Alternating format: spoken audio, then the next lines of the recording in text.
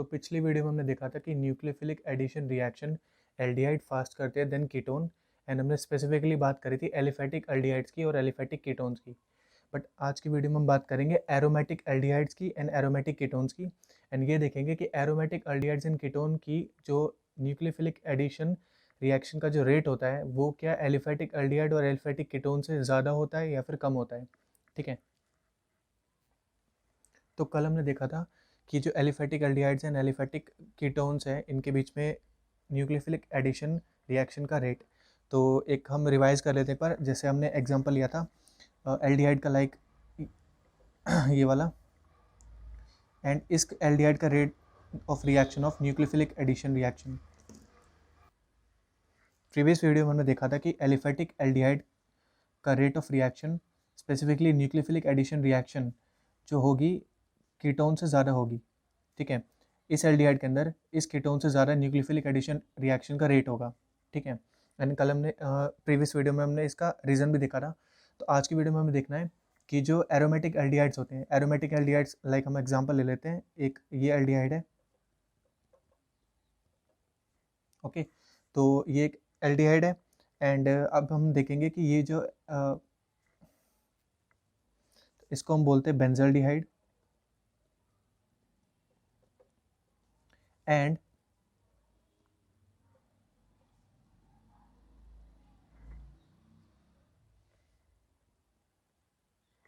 इसको हम बोलते हैं एसेटोफिनोन। तो एक तरह का ये एरोमेटिक कीटोन है। तो आज की वीडियो में हमें ये देखना है कि बेंजल्डिहाइड का rate of reaction, nucleophilic addition reaction का रेट जो होगा वो एसेटोफिनोन से ज़्यादा होता है, और देखेंगे क्यों होता है। ठीक है, तो सबसे पहले हमें एक बात समझनी होगी यहाँ पे कि जो एरोमेटिक एल्डिहाइड्स होते हैं इनका एरोमेटिक एरोमेटिक एल्डिहाइड्स जो होते हैं they are more reactive than aliphatic aldehydes.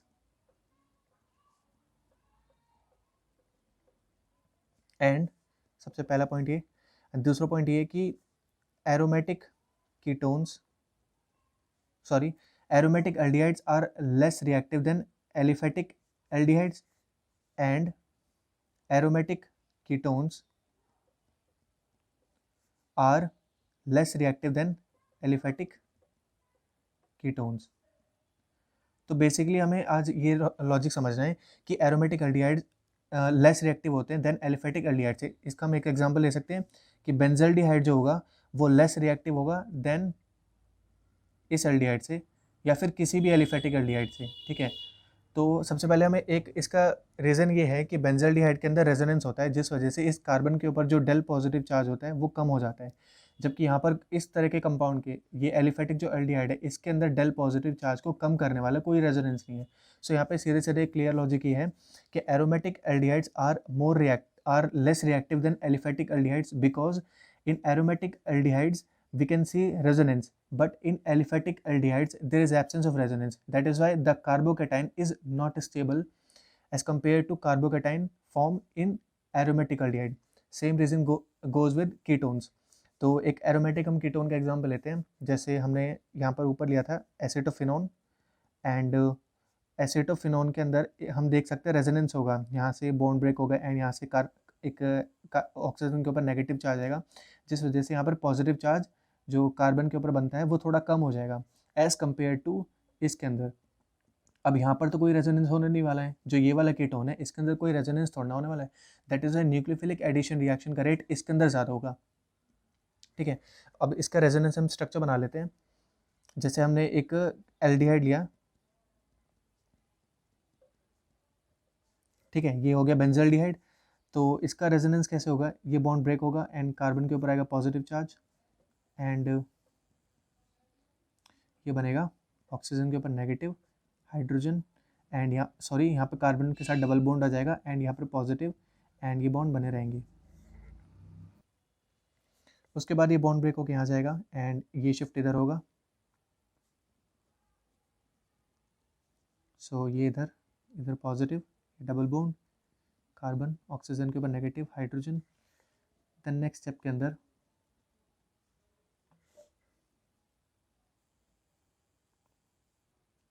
ये इधर आएगा एंड यहाँ पर positive, double bond carbon, oxygen के ऊपर नेगेटिव, हाइड्रोजन। देन अगले स्टेप में क्या होगा,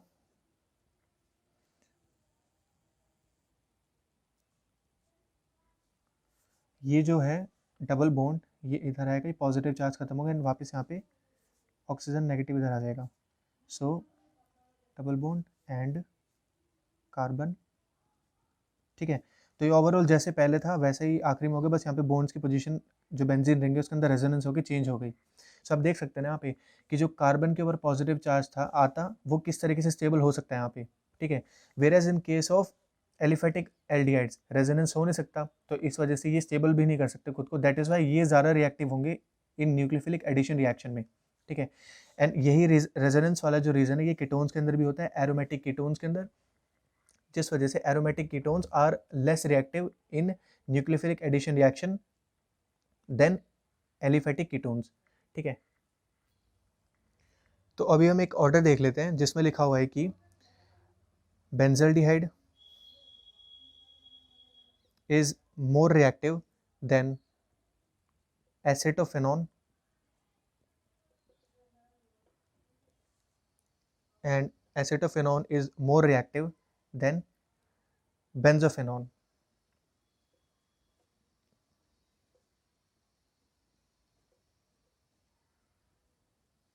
ठीक है। तो देखो यहाँ पे साफ साफ एक हमें पहले से हमें पता है कि एल्डिहाइड्स जो होते हैं चाहे एरोमेटिक हो चाहे एलिफेटिक हो, aldehydes are more reactive than ketones in nucleophilic addition reaction. And ये जो है यहाँ पर बेंजल्डिहाइड जो है वो कीटोन से तो ज़्यादा होगा, मतलब एक तरह का कीटोन ही है ना, ये एसिटोफिनोन है एंड ये बेंजल्डिहाइड है। तो एल्डिहाइड हमें ये पहले से तो पता है कि एल्डिहाइड कीटोन से ज़्यादा रिएक्टिव होते हैं न्यूक्लियोफिलिक एडिशन रिएक्शन के अंदर, ठीक है। अब देखो यहाँ पे जो कार्बोकेटाइन बनता है वो कम स्टेबल होगा as compare to this compound, ठीक है। इस कार्बोकेटाइन के जो यहाँ पे कार्बोकेटाइन बनता है वो मोर स्टेबल होगा देन दिस कार्बोकेटाइन। एंड इस केस में देखा जाए तो यहाँ पे दो यार रिंग जो है ये सपोर्ट कर रही है, ये रिंग होगी ring number 1 and ring number 2, ये इस कार्बोकेटाइन यहाँ पे जो बनेगा जो यहाँ पे पॉजिटिव चार्ज आएगा उसको ज़्यादा स्टेबल करेगा। तो सबसे ज़्यादा स्टेबल पॉजिटिव चार्ज यहाँ हो रहा है, सबसे फिर थोड़ा कम स्टेबल यहाँ पे हो रहा है, फिर सबसे ज़्यादा कम स्टेबल यहाँ पे हो रहा है, दैट इज़ वाई ये सबसे ज़्यादा रिएक्टिव फर्स्ट नंबर पे ये, सेकंड नंबर पे ये एंड थर्ड नंबर पे ये। तो यहाँ पर 2 पॉइंट्स आपको ध्यान में रखने हैं। पहला पॉइंट है कि इलेक्ट्रॉन डोनेटिंग ग्रुप जो होते हैं वो रिएक्टिविटी को डिक्रीज करते हैं, एंड दूसरा पॉइंट इलेक्ट्रॉन विड्रॉइंग ग्रुप वो रिएक्टिविटी को इंक्रीज करते हैं। देखो यार हमने यहाँ पे एक सिंपल से एक लॉजिक देख लेते हैं कि एक एल्डिहाइड हम ले लिया इस तरीके का, ये कंपाउंड ले लिया, एल्डिहाइड छोड़ो अभी, ठीक है। तो सिर्फ तुम इस वाले ग्रुप पे फोकस करो, सॉरी इस वाले कार्बोनिल पार्ट पे फोकस करो। अब देखो यहाँ पे इस तरफ से एक इलेक्ट्रॉन रिलीजिंग ग्रुप है CH3, एक प्लस आई ग्रुप होता है, ये हमें पता है पहले से। एंड दूसरा एग्जाम्पल लो आप जैसे ये, हाँ सॉरी इस एग्जांपल को छोड़ के आप एक एग्जांपल लो कि यहाँ पर CH3 है एंड C डबल बॉन्ड हो CH3 है, ठीक है। आप इस पार्ट पे फोकस करो। अब देखो इस कार्बोनिल ग्रुप के साइड में एक CH3 है और ये भी CH3 है, तो ये एक प्लस आई ग्रुप है एंड ये भी एक प्लस आई ग्रुप है, तो ये इधर इलेक्ट्रॉन देगा ये इधर इलेक्ट्रॉन देगा एंड इवेंचुअली क्या करेगा यहाँ पे जो डेल पॉजिटिव चार्ज है उसको कम करेगा। लेकिन आप यहाँ पे देखो CH3 है एंड यहाँ पे C डबल बॉन्ड OH, तो अब यहाँ पर एक प्लस आई ग्रुप है बट दूसरी साइड कोई प्लस आई ग्रुप नहीं है, ठीक है। तो ये इधर से इलेक्ट्रॉन दे देगा एंड इधर जो डेल पॉजिटिव चार्ज होगा उसको थोड़ा बहुत कम करेगा, बट इतना कम नहीं कर पाएगा जितना यहाँ पे कम हो रहा होगा, ठीक है। तो हमने यहाँ पे इस रूल में पढ़ा था कि electron donating group decreases reactivity. देखो यहाँ पे इलेक्ट्रॉन डोनेटिंग ग्रुप है, इलेक्ट्रॉन डोनेटिंग ग्रुप एक एक्स्ट्रा और आ गया कंपेयर टू दिस, तो यहाँ पे इलेक्ट्रॉन डोनेटिंग ग्रुप ज़्यादा है, दैट इज यहाँ पे रिएक्टिविटी कम होगी। एंड अब यहाँ पर विड्रॉइंग की मैं बात करूँ तो भाई विड्रॉइंग बोलो या फिर यूँ बोलो कि यहाँ पर इलेक्ट्रॉन डोनेटिंग है ही नहीं, तो यहाँ पर CH3 एक ही है, एक ही प्लस आई ग्रुप है, एक ही इलेक्ट्रॉन देने वाला ग्रुप है, दैट इज वाई यहाँ पे रिएक्टिविटी बढ़ जाएगी एंड यहाँ पर पॉजिटिव चार्ज घट जाएगा, ठीक है। तो ये बात ध्यान रखनी है। या फिर आप जैसे कि एक एग्जांपल और मैं दूँ ज़्यादा क्लियर हो जाएगा इससे, जैसे कि यहाँ पर C डबल बॉन्ड OH है, ठीक है, एंड यहाँ पर हमारे पास एक एलिफेटिक एल्डिहाइड है। अब मैं यहाँ पे एक NO2 लगा देता हूँ। अब आपको पता है यहाँ पे कि NO2 इस COH जो ग्रुप है इसके रिस्पेक्ट पे पैरा पोजिशन पे है, ठीक है।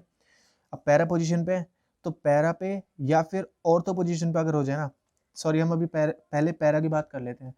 तो ये जो हमारे पास बेंजील्डिहाइड है इसके पैरा में NO2 लगा हुआ है, तो आपको पता है यहाँ पे कि ये -M ग्रुप है NO2, अब -m ग्रुप है मतलब कि इलेक्ट्रॉन खींचेगा, तो इलेक्ट्रॉन खींचेगा तो यहाँ पे पॉजिटिव चार्ज और ज़्यादा बढ़ाएगा, और ज़्यादा बढ़ाएगा तो न्यूक्लियोफाइल और टेंड करेगा कि इस कार्बन पे आके अटैक करे।